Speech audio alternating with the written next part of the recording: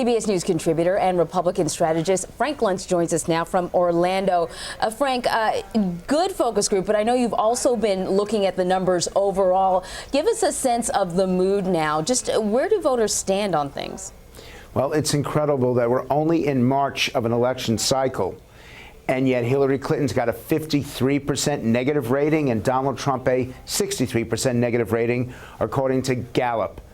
We've never had a situation in a presidential election where both likely candidates are this negative this early in the campaign. It's before they've gone at each other.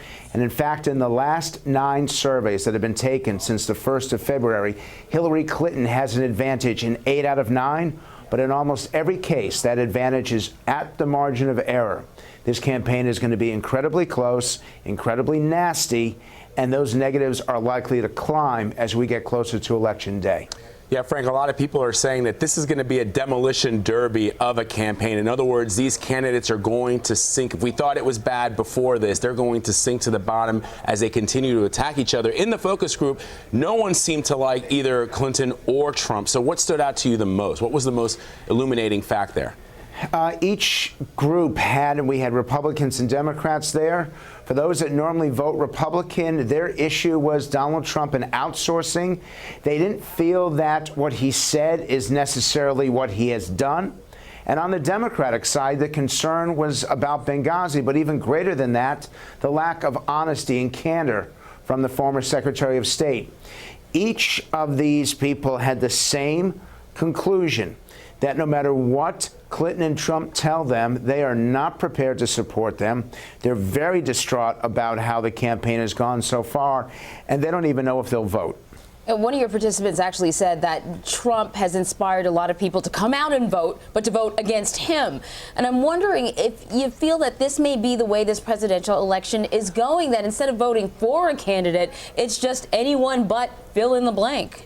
Exactly. It's the lesser of two evils. And what I don't see, because I'm always trying to figure out what could those candidates say. And in Hillary Clinton's case, she would need to do an interview, maybe with your Charlie Rose, where she just comes clean, where she shows more candor and a little bit more of her heart, because people view her as being very staged and inauthentic.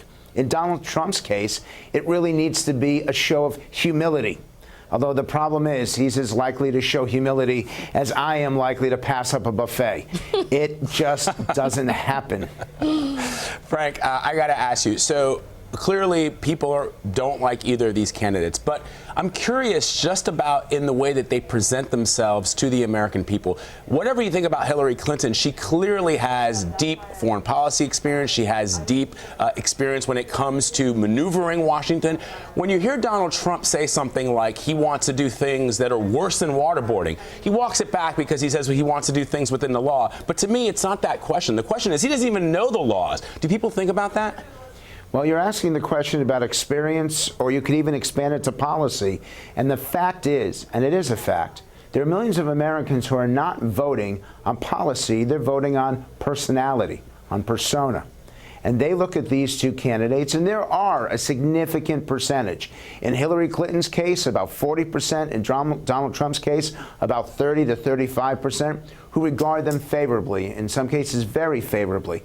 But this negativity and the frustration is that they feel, the segment of the electorate that we focus group feels, that neither candidate are particularly candid, that neither of them really show a level of honesty that they're looking for. And so it doesn't have to do with the jobs that they've held. It doesn't have to do with the policy pronouncements they've made. And it has everything to do with who they are as people. And when you know Trump as well as you do, and you know Clinton as well as you do, it's very hard, if not impossible, to change the perception of someone once you've decided that either they do or don't have the integrity necessary to be elected president of the United States. Yeah, the group made several references to a third-party candidate, and I'm wondering if this is not perhaps the best environment, the best year for a third-party candidate to emerge and maybe actually make some headway. And what's interesting is that not only did they have a consensus of who that third-party candidate should be, but I'll tell you, that third-party candidate would start with a significant percentage of the vote. But Frank, if there is a third-party candidate, hold on. Oh, aren't you going to ask me who that is? who are they saying they'd like to see? To my surprise, Bernie Sanders. Really? Really? And not for his policies. That we had Republicans in the group who said that they disagreed with everything that he stood for, but they believe that he is honest, sincere. They believe that he says what he means and means what he says, and that's what they're looking for. And I cannot emphasize that more. That we are leaving the time of where policies mattered most, and we are entering the time when persona matters most. And I have to tell you, with all this feeling of betrayal, with all this anger towards the economy, big corporations, Washington and Wall Street, integrity is the most important attribute a candidate can have. And with Bernie Sanders, even some Republicans think that he's the candidate with the most integrity. Well, I guess, Vlad and I expressed some surprise, but actually when you look at the numbers and some of the polls in terms of favorability, he's doing better than almost everyone else.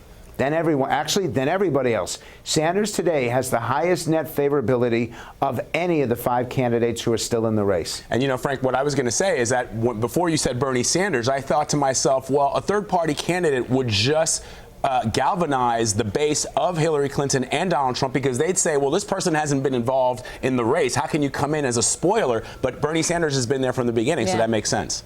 And people have gotten to know him. And he may be the oldest candidate. Think of it. He is the oldest candidate, and his strongest supporters are young enough not just to be his grandchildren, but in some cases his great-grandchildren, and yet they still find him to be authentic and genuine, which is what they're looking for in the next president. Very interesting stuff. Not a novel idea, really. No, not for sure, for sure. Frank Luntz, thank you so much. We appreciate it as always, sir. It's been a pleasure. Thank you.